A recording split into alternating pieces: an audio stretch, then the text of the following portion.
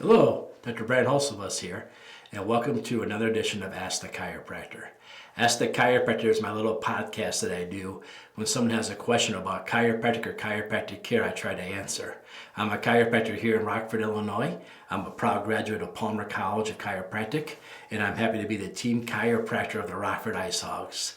Let's dive into it.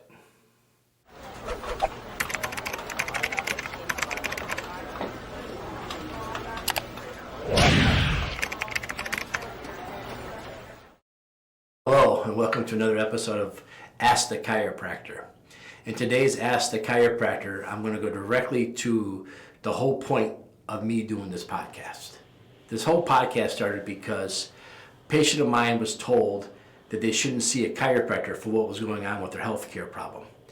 And we started taking care of them, and they got better so quick, and they got better so fast, and they've been walking around years with this condition, this problem. And if they would have came to see me years ago, they would have benefited for the last several years instead of being miserable. So the whole point of this podcast is, if you have a question about a chiropractic or chiropractic care, you should always ask a chiropractor. We are the only ones trained. So a patient comes in and says, I'm here, but I gotta warn you, my doctor told me not to come see you yet because I'm recovering from something. This person was recovering from a hip surgery. They had their hip replaced. And they had a headache up in their neck. So I'm going to adjust their upper neck for their headache, for their C1, their atlas, to help out with the headache. And they told them not to come to see me because of their hip, so they stopped coming to see me because of their hip. And to me, I don't understand why doctors say this. I never understood it, because here in my town, we have a medical school. They graduate pre-med and they go into medical school, and they leave medical school and they go do their residency. In this medical school, I asked the teachers and I asked students who go there, what do you learn about chiropractic? You know what they told me? They get a 1-hour lecture the day before their national boards, and it's a non-attendance required class, so you don't have to go to this class. So it's a day before national boards. You can either go listen to a chiropractor talk about what they do. And this chiropractor comes from a school that I don't interview people from. So if you went to school there, I don't interview you for a job here. That's all I'll say about that school. Not Palmer, a different school nearby. And they get a 1-hour lecture from a professor from that college on what chiropractors do and don't do. And it's a non-required class before national boards. Now, I took national boards to become a chiropractor. And I'll tell you what, if I didn't have to be at school that day, I was home studying for national boards. I wouldn't care about something like that. I probably would have blown it off. And the students I talked to and the people I know that go to school there, they all blew it off because, one, they knew me, so they didn't have to go. But national boards is so important they didn't go. When the doctor tells you not to go to a chiropractor, whether it's an orthopedic doctor, whether it's a family doctor, whatever kind of doctor it is, the odds are they know nothing about what the chiropractors do. But yet they tell you not to go. And then you sit home and you have an issue that the chiropractor can help you with, but you're not going because somebody who doesn't know about chiropractic told you not to go. That'd be like me telling you my tooth hurts really bad. I would tell you don't go to the dentist right now because I just got your lower back adjusted and I don't want you to sit in the chair too long. That wouldn't make any sense at all. You have to get to the dentist. You have to ask the dentist what they can do. Got me so passionate about this topic. I started this podcast now. I think I'm on episode 170 something. Every week I answer a question about chiropractic care, and somebody asked me a question. But this came up again this week again. Like I told you, somebody had their hip replaced, right? And they told, don't go to the chiropractor, you just had your hip replaced. And it was a neck issue. There was no reason why you couldn't adjust their neck after their hip was replaced. And every once in a while I have a patient who has their hip replaced, and the doctor will tell me, hey, don't adjust their hip. And I'm always like, really? I would have no idea if you hadn't told me that, sarcastically, because of course we wouldn't adjust your hip the week after you got it replaced. We go to college for a long time. We take national boards. We're certified. We have a state license that we have to obtain and hold. So we are smart enough, know that, hey, you just had a hip replaced. I probably shouldn't put you on your side, rotate you, and grab your hip and try to adjust your lower back because you just had it replaced. We're not that foolish. I'm going to keep this PG and say foolish. Chiropractor knows this, right? And if you just had a procedure done and you can't get in a certain position that you've always been adjusted in the past, talk to your chiropractor anyways. I learned how to adjust your neck sitting in a chair, up against the wall, laying on your side, on your back, all different positions. So if you're having something going on but you can't get in a certain position, doesn't mean I can't adjust you. It just means like maybe I not be able to adjust you the way I have given you adjustments in the past. I have to change my way of adjusting you, but I can still do it. So if you just had abdominal surgery, you can't lay face down, there's other ways for me to take care of you. Or if you can't lay on your back right now because something happened, you got an arm in a sling or something, we can still adjust you. We can adjust you sitting in a chair, do what they call the Gonstead cervical chair adjustment. We have different ways of doing things that accommodate different people. I've had some people in horrific accidents where they've had even plastic surgery, they had to have half their face redone from the accident they had did, and we're still able to give them relief. We're still able to take care of them. We have to change the way we do it. I learned so many different ways to adjust your neck. We can adapt and change to fit whatever you come in with that day. And not only that, when we took our national boards, a lot of our national boards was teaching us, and our education at school was teaching us when it's safe to do this, when it's not safe to do that. And we learn that stuff and we know how to take care of you. Often a patient will come and see me after having cataract surgery, and I'll ask them, when was the last time you had cataract surgery? Because I know as a chiropractor, you can't lay face down and put pressure on that eye for 2 weeks until after the surgery.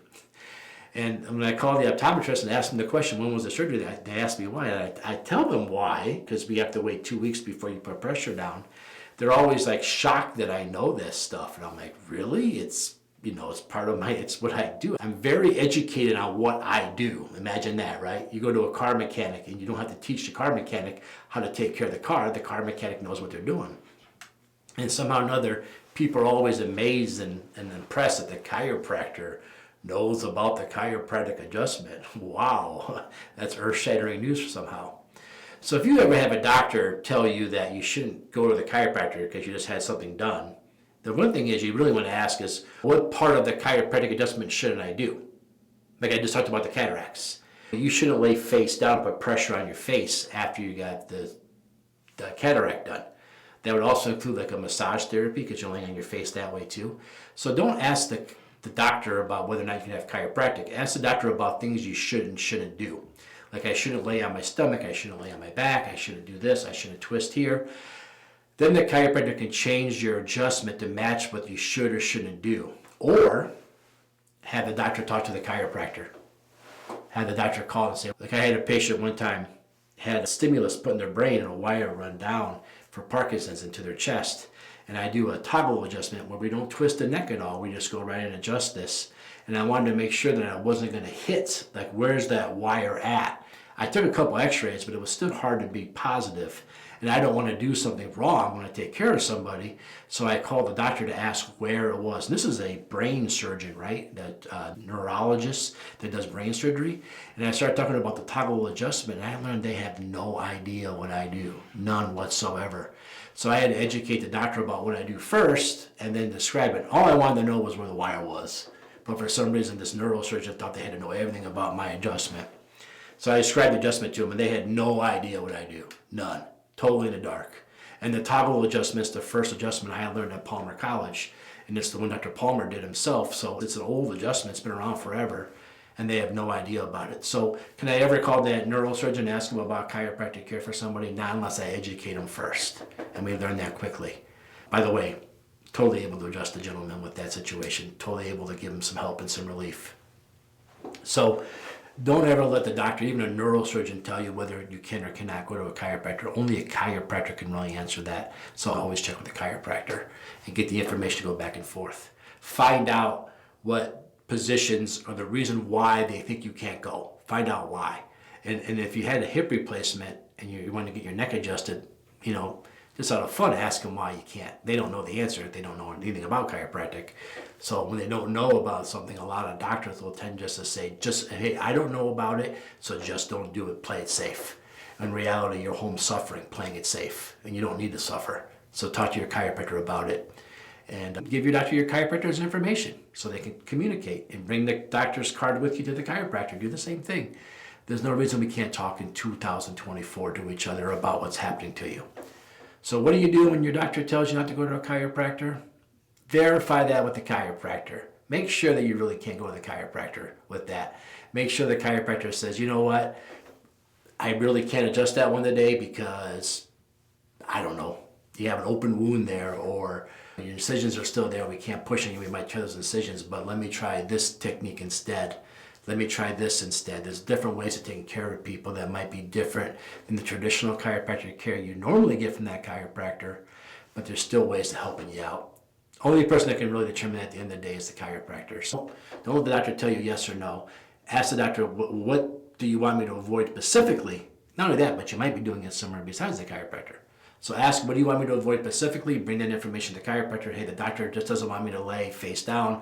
The doctor doesn't want me to twist my lower back at all. And the chiropractor can change the technique and the way they adjust you to accommodate what you need. So there's no need to suffer for a reason somebody told you that doesn't actually know. Don't let someone's ignorance on a subject make you suffer. Go to the expert. All right, everybody. And you can always ask me. You can always leave a comment or a post below where you're watching, listening to this, or hearing this, and I'll be happy to get back to you more on this topic. All right, everybody. Stay healthy, stay safe. Remember, if you have a question about chiropractic or chiropractic care, after listening to this, hopefully you know the answer already. Ask a chiropractor. Thank you.